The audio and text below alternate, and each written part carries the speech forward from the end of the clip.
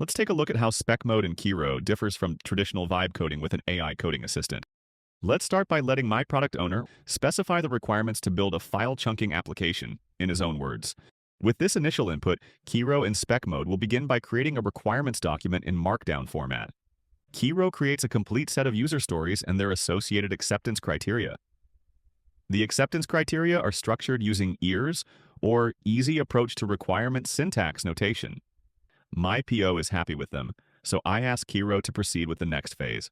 This instructs Kiro to create a design document based on the requirements, detailing the technical architecture, sequence diagrams, and implementation considerations. As we review the design further, we see that in just over 5 minutes, Kiro has also documented detailed error handling and testing strategy, including unit, integration, and performance tests. Next, my PO has a new requirement, and we tell that to Kiro, that the file chunking utility should be able to handle large files greater than 1 terabyte in size. Kiro adds this new requirement in the requirements document and updates the design document to cater for it as well.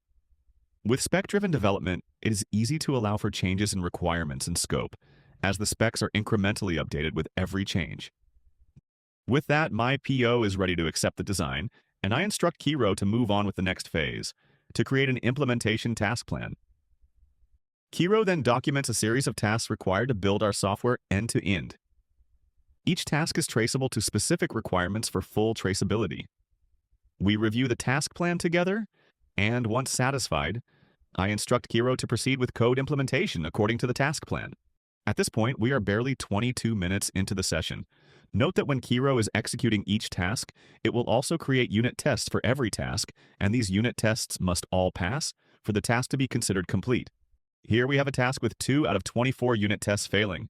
Kiro will automatically debug the code and attempt to fix the issues in order to pass all tests. As it does so, we can observe through the terminal logs the number of failed tests burning down. From 2 failed to 1 failed, then to all tests passed. At this point, we're about 33 minutes into the session with our first task complete.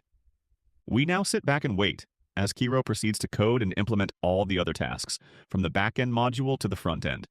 After the front-end code is complete, it moves on to other areas like comprehensive error handling and validations to make the application more resilient. And after that, it goes on to optimize for performance. That includes adding monitoring and logging for performance metrics. By the time Kiro has completed all implementation tasks, we're about 3 hours into the session. Everything looks to be in working order. In a traditional build without a spec-driven AI coding assistant like Kiro, we would probably have required 2 weeks to reach the same level of quality and completeness. That's the power of spec-driven development, using Kiro.